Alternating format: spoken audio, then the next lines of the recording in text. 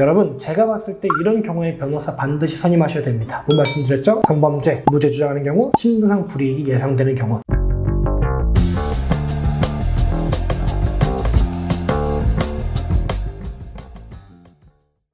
네, 여러분 안녕하십니까. 검사 출신 형사 전문 변호사 용성호 변호사입니다. 오늘은 이렇게 한번 말씀드려보겠습니다. 여러분, 이런 경우는 꼭 변호사 선임해야 됩니다. 물론 제가 말씀드린 사례에 해당하지 않는다고 해서 그런 거는 변호사 선임 굳이 안 해도 돼요, 이런 건 아니지만, 제가 말씀드린 사례에 해당하시는 분들은 꼭 변호사 선임하시는 게 좋다라고 말씀을 좀 드리고 싶습니다. 첫 번째입니다. 성범죄로 고소당하신 분들은요, 변호사 선임하시는 게 좋습니다. 많은 분들이요, 이렇게 생각을 합니다. 나는 정말 떳떳하고 내가 가서 실제 있었던 일만 잘 얘기하고 잘 진술하고 오면은 나는 무혐의 받을 수 있지. 그리고 성범죄는 보니까 변호사 비용도 너무 비싸, 그냥 갔다 와야지라고 생각하는데요. 여러분, 호미로 막을 걸 가래로 막는다고요? 괜히 여러분 너무나 처음에 초기 비용 줄이시려다가요, 나중에 가서 괜히 실형 나오고 변호사 비용 더 많이 몇 배로 들어가고 이럴 수도 있습니다. 성범죄라는 게요, 객관적인 증거라는 게 존재하지 않는 경우가 많고, 피해자의 진술과 가해자의 진술, 이 두 명의 진술 중에 누구의 진술이 더 신뢰할 만한가, 이걸 가지고 서로 혐의 여부가 결정이 되는 거고요. 무엇보다 처벌 수위가 높고, 그리고 실형 가능성도 아주 높습니다. 그리고 피해자의 진술이 일관되고 구체적이기만 하면 아직까지는 많이 바뀌었다고 해도요, 기본적으로 성범죄 피해자에게 유리하게 사건이 진행하는 게 성범죄입니다. 그렇기 때문에 여러분, 성범죄로 내가 고소를 당했다, 사건이 진행 중이다라고 한다면요, 반드시 변호사 선임해서 대응하시는 게 좋을 것 같습니다. 두 번째입니다. 무죄 주장하시는 경우에 반드시 변호사 선임이 필요합니다. 여러분, 일반적으로 우리가 생각했을 때 이상적인 건 뭐냐? 경찰이, 검사가 이 사람에게 정말 죄가 있나, 혐의가 있나, 이거를 입증하고 파악하는 게 이상적인 거지만요, 그런데 나에게 억울한 부분이 있을 때, 실제로 내가 그런 범죄를 저지르지 않았습니다 라고 주장할 때요, 그런 억울한 부분, 내가 실제로 무죄인 부분, 그런 것들을요, 경찰이, 검사가 적극적으로 나서서 주장해주지 않는다라는 거예요. 그렇기 때문에 나는 실제로 그런 일 행한 적이 없다, 혹은 내가 실제 그런 일 행한 적은 맞지만 이건 당사자 간에 오해가 있는 사건이다 라고 한다면요, 여러분 반드시 변호사 선임하셔가지고 무죄를 주장하시는 게 좋을 것 같아요. 특히나 경찰, 검찰 단계에서부터 잘 대응해가는 것도 중요하고요. 그리고 법원 단계 가면요, 여러분 이제 증거를 볼 수가 있거든요. 근데 여러분, 변호사 선임하지 않고 무죄 주장하시는 분들은요, 법원 단계에서 증거 보시는 법도 모르잖아요. 또 내가 어떤 증거를 내가 동의하고 어떤 증거를 동의하지 않아야 할지, 이런 것들조차 잘 모르기 때문에요, 내가 무죄를 주장하다 억울한 상황에 처해 있다라고 한다면 반드시 변호사 선임하시기 좋을 것 같습니다. 세 번째입니다. 신분상 불이익이 있을 수 있는 사람입니다. 예를 들어서 공무원이 있을 수 있겠죠. 특히나 요즘에 많이 문제가 되는 게 군인 같은 분들 정말 많이 문제가 됩니다. 이런 경우는 왜 그러냐면요, 일단 수사가 시작이 되는 순간 수사 개시 통보라고 해가지고요, 공무원의 경우는요, 이 사람이 현재 어디에서 어떤 범죄로 수사받고 있습니다 라는 수사 개시 자체가 통보가 됩니다. 그러니까 전과 사실 자체가 내가 나중에 형사처벌 받은 다음에 그 결과가 통보가 되는 게 아니라 수사가 개시가 되자마자 통보가 갑니다. 그러니까 어떻게 될까요? 수사 개시 통보가 가면은 일단은 내가 속해 있는 기관에서는요, 내가 수사받고 있다는 거 모든 사람이 다 알고 있는 거예요. 그럼 뭐가 시작되죠? 징계위원회가 시작이 됩니다. 궁극적으로 1년 걸려서 2년 걸려서 내가 무혐의를 받아도 이미 징계가 나왔을 수도 있고, 그럼 나중에 징계 처분 취소 소송 또 하고 하셔야 되는데, 그런 것들이 굉장히 불리할 수 있다는 겁니다. 그렇기 때문에 여러분, 신분상 불이익을 받을 수 있는 경우, 제가 뭐 말씀드렸죠? 공무원의 경우, 그리고 공기업에 재직하고 있는 경우,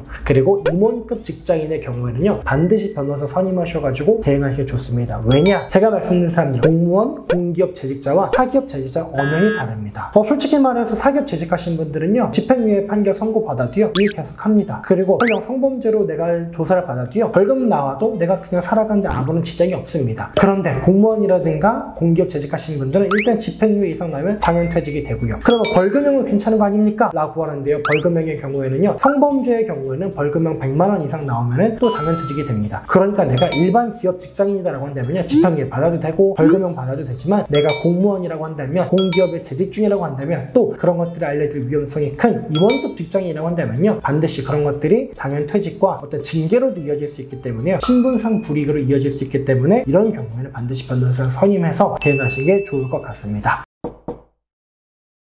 오늘 영상 한번 마무리 쳐보도록 하겠습니다. 여러분, 제가 봤을 때 이런 경우에 변호사 반드시 선임하셔야 됩니다. 뭐 말씀드렸죠? 성범죄, 무죄 주장하는 경우, 신분상 불이익이 예상되는 경우, 특히나 징계로까지 이어질 수 있는 경우 반드시 변호사 선임하시는 게 좋으니까요, 고민하지 마시고요, 지금 당장 내가 변호사 선임이 너무 아까운데 생각하시다가 나중에 더 크게 변호사 선임료 드리고 결과도 안 좋게 하지 마시고요, 오히려 초기 단계부터 변호사 선임하셔가지고 잘 대응하시는 게 좋을 것 같습니다. 오늘 영상 보시고 궁금한 점 있으시면요, 글 남겨주시면 친절하게 상담 상담 도와드리도록 하겠습니다. 고맙습니다.